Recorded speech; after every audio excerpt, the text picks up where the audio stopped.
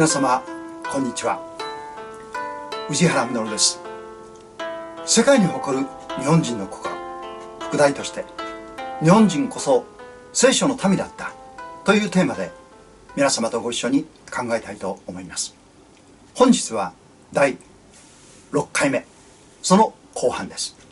テーマはインドシナ半島を独立させた日本人です。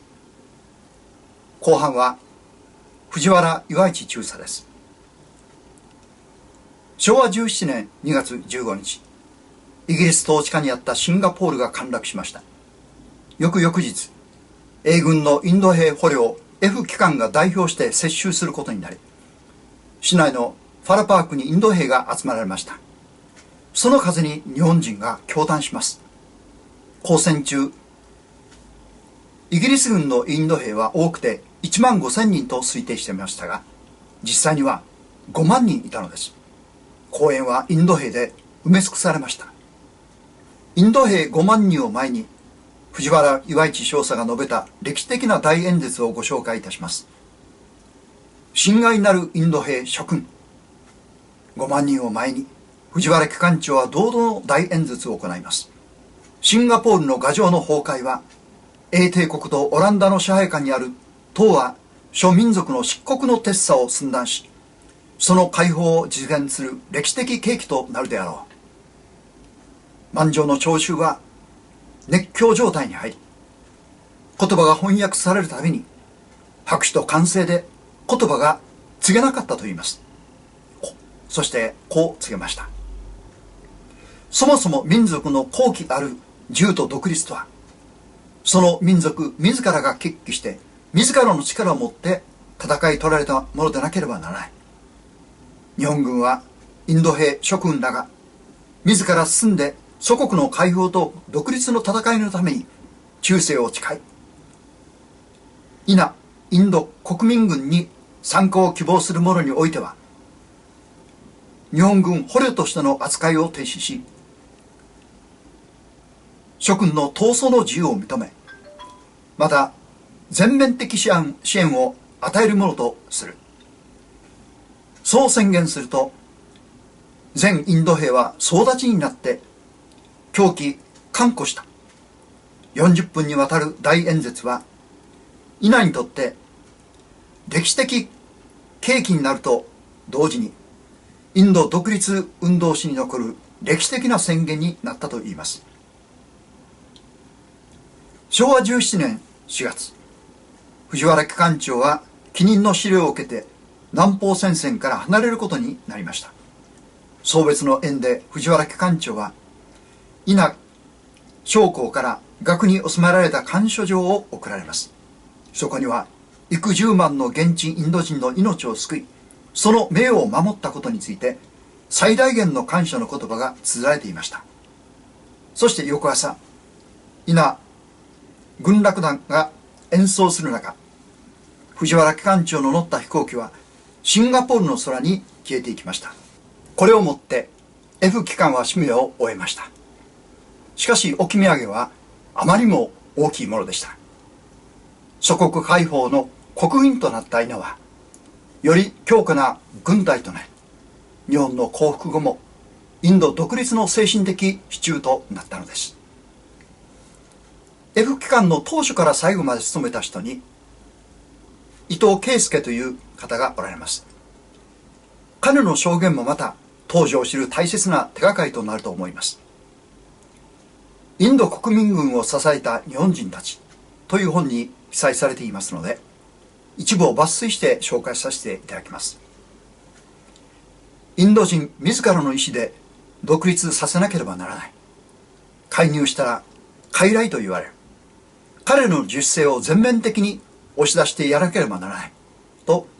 藤原岩市少佐は言われていました。ここからは伊藤氏自身の言葉です。表面的に感謝されなくても、独立という事実が達成されればそれで十分で、インドの人から礼を言われようと言われまいと関係ないということです。時代の大転換期に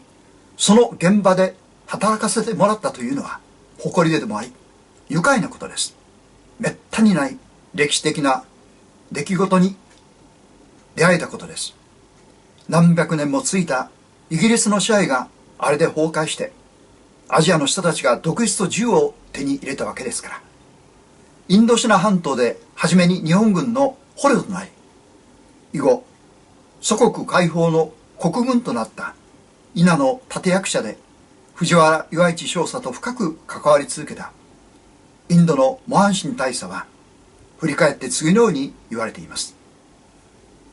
藤原少佐は情勢の変化に至極幸福感を味わっておられたように見受けられた。彼の顔面にはあたかも将来の夢の車輪が毅然としたレールの上に乗っかっているように精神的満足をたたえていた。我々は夜遅く長時間協議に時を過ごした。私は今でもはっきり記憶しているのだが、会談が開始されて間もなく、私は少佐に、あなたの人生の中で最上の念願は何ですかと尋ねたところ、少佐は間髪入れず、日本陸軍の将校として、私はいつも最高の死ぬ場所を探しているのだが、今ではインドの自由獲得競争で死ぬことが私の最高の念願です、と答えられた。彼の言葉は、彼の心の底からの発信であり、私は深く感動を覚えた。私たちには忘れてはならない。どうしても語り継がなければならないことがあると思います。それは戦争の悲惨さだけでなく、日本人としての誇りではないでしょうか。なぜ日本人は世界から尊敬されるのでしょうか。世界に感動を与えた日本人の素晴らしさは自己犠牲でした。私たちは捨て石となる、自分が犠牲になるということがなかなかできません。捨てられ踏みつけられるということがなかなかできない。逆に自分が生きよう、目立とうとします。しかし偉大なことを実践するために自ら犠牲となり、喜んで捨て石となっていた人々がしばしばいます。その人たちは大いなる夢を描いていたのではないでしょうか。聖書の一節をご紹介いたします。家を建てる者たちの見捨てた石、それが礎の石となった。これは主神のなさったことだ。私たちの目には不思議なことである。新約聖書マタイの福音書21章。家を建てる人がこの石はいらないと捨てた石、それが別の建物の基礎石、定礎となったという意味です。それではお知らせです。次回第7回目、10月24日土曜日、テーマはインドを独立させた日本人です。よろしければチャンネル登録、ご感想いただければ嬉しいです。本日もご視聴誠にありがとうございました。